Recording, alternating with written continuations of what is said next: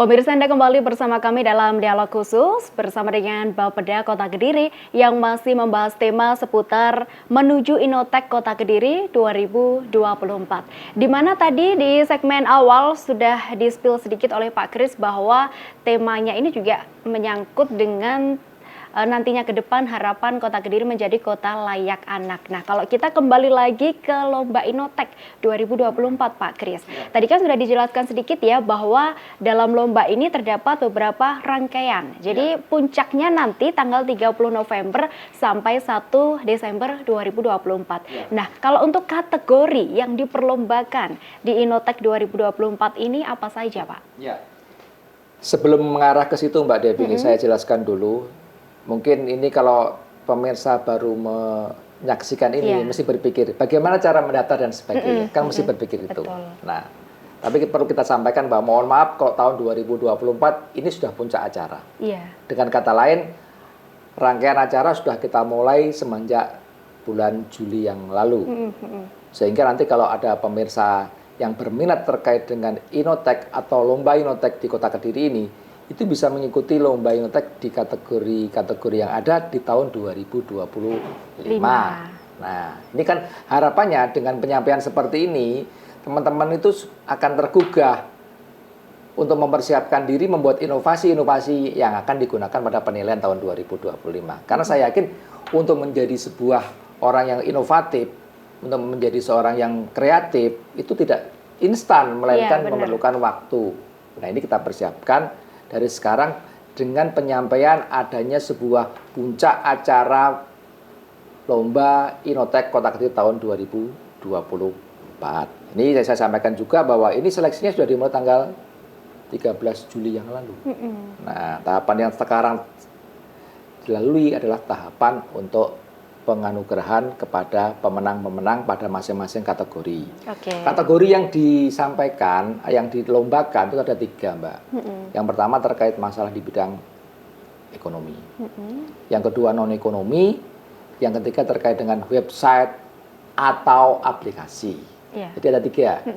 Nah, ini sebenarnya bukan tanpa tujuan sih, kita ada beberapa tersebut. Jelas ya, ini untuk mendukung program-program pemerintah, untuk membantu program pemerintah dengan menjaring para inovator-inovator, membantu pemerintah Kota Kediri untuk pelaksanaan pembangunan. Jadi harapannya nanti kan jelas. Ketika tadi ada yang penilai, peserta yang ikut, kemudian dia bisa membuat sebuah inovasi, diterapkan di wilayah kita, bisa meningkatkan penghasilan masyarakat, bisa meningkatkan pendapatan masyarakat, yang akhirnya bisa mengurangi kemiskinan. Seperti itu harapannya. Nah, ini kalau tadi disampaikan kategori yang pertama tadi kategori ekonomi. Kebetulan ini sudah muncul satu pemenang. Jadi dari kategori beberapa kategori tadi itu banyak sekali peminatnya sebenarnya, Mbak. Jadi dari 3 kategori kemarin yang mendaftar itu ada 32 peserta. Dari semua kategori, Pak? Ya, betul. Untuk ekonomi sendiri itu ada 7 peserta. Kebetulan ini sudah ada pemenangnya di sebelah samping saya, itu Mbak Siva yang sudah menjadi pemenang 1 untuk kategori ekonomi, yang nantinya bisa menjelaskan kira-kira inovasinya itu apa, kemudian manfaatnya apa. Nanti baik. Jadi saat ini nih pemirsa, untuk narasumber yang di paling ujung ini ada Mbak Siva yang juga merupakan juara 1 dari kategori ekonomi. Mbak Siva juga luar biasa hari ini ya.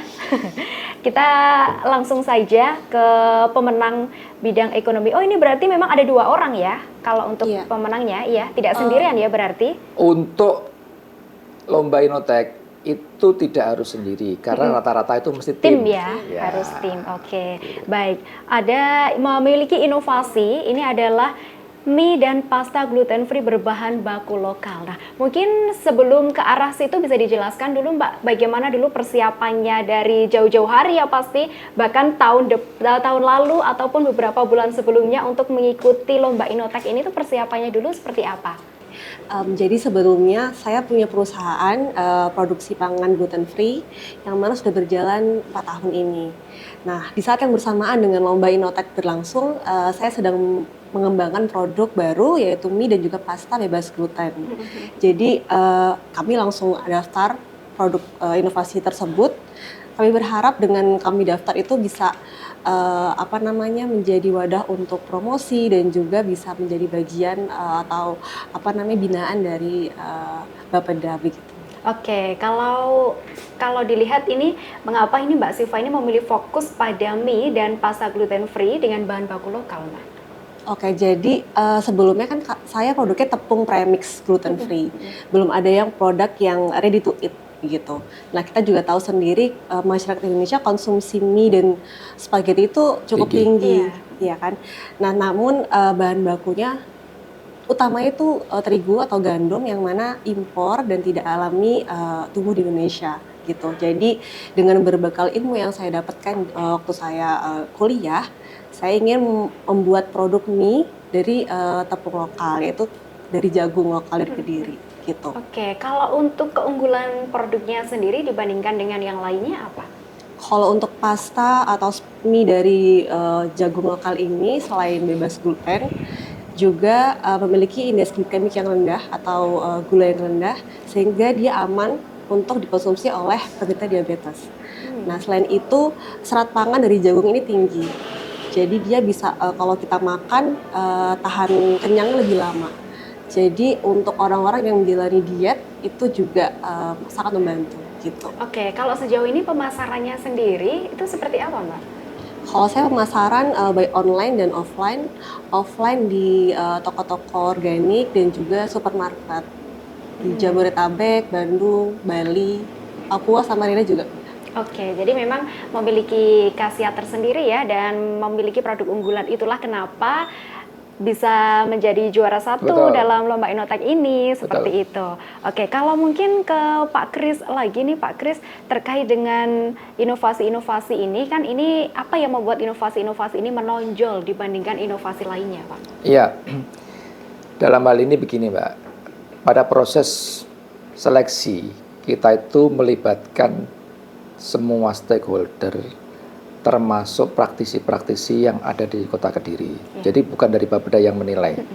Harapannya biar itu menjadi seorang penilai yang independen, memberikan nilai secara objektif, sehingga memang yang dimenangkan memang benar-benar yang berkompeten di bidangnya. Jadi kalau seperti Mbak Siva tadi kan jelas bahwa kita berpikir bahwa konsumsi mie yang luar biasa, tapi kalau tidak diimbangi dengan mutu gizi yang cukup dan menyehatkan, itu kan juga berbahaya. Jadi mungkin dari sisi penjuriannya kemarin dilihat bahwa kandungan gizi yang baik dan lebih aman daripada produk-produk yang lama itu menjadi sebuah keunggulan. Apalagi program pemerintah di tahun 2024-2025 nanti bagaimana peningkatan pangan yang sehat, termasuk programnya Presiden Prabowo, mengingat kita bahwa nanti diberikan juga bantuan pangan yang sangat bergizi dan berkualitas kepada masyarakat, terutama anak. Nah, ini harus diimbangi dengan sebuah inovasi-inovasi menciptakan bahan pangan yang aman, kan begitu.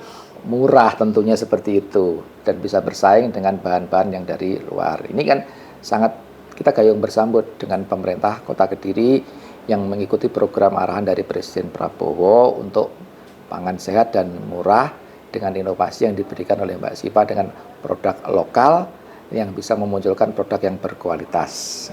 Oke, jadi memang dipersiapkan mulai dari sekarang karena memang pencanangan program makan sehat itu nanti ya, insya Allah tahun 2025. Betul. Jadi Kota Kediri sendiri melalui Bapeda dan melalui Mbak Siva ini sudah punya satu kategori yang nantinya untuk mewujudkan masyarakat atau anak-anak ini menjadi lebih sehat.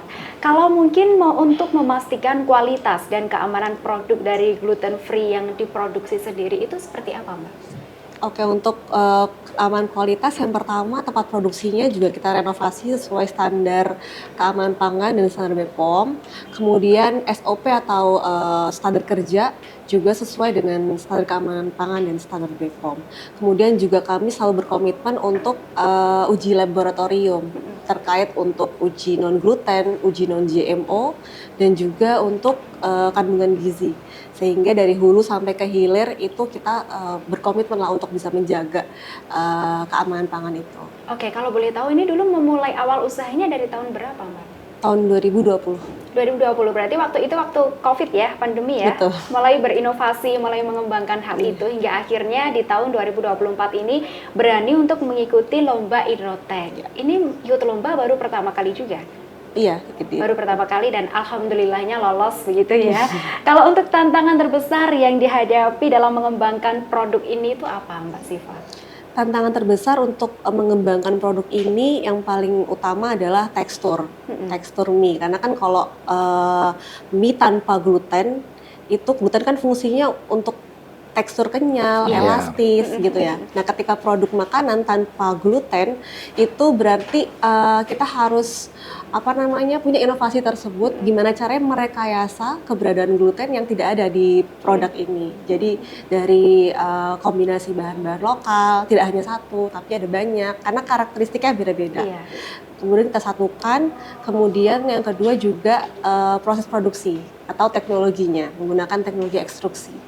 Oke, jadi memang sejauh ini penjualannya alhamdulillah juga ke beberapa daerah, ke beberapa provinsi juga ya dengan dibantu penjualan online. Terus untuk terakhir harapan ke depan dengan adanya inovasi ini bagaimana? Harapan ke depan dengan ada inovasi ini kami ingin turut serta untuk menjadi alternatif ya, produk yang bisa mengurangi impor bahan-bahan impor atau terigu gitu.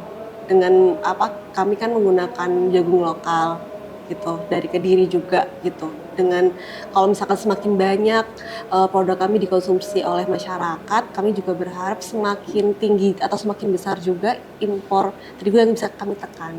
Baik pemirsa, siapa sangka bahwa di Kota Kediri ini memiliki salah satu inovasi yakni mie dan pasta gluten free berbahan baku lokal. Nantinya kita tidak akan menyadari bahwa kita yang kebiasaan makan mie, ternyata mie atau pasta yang kita makan itu sudah mengandung bahan-bahan yang sehat dan tentunya aman untuk dikonsumsi. Dan pastinya kami akan segera kembali hadir usai jeda pariwara berikut ini, tetaplah dalam Dialog Khusus.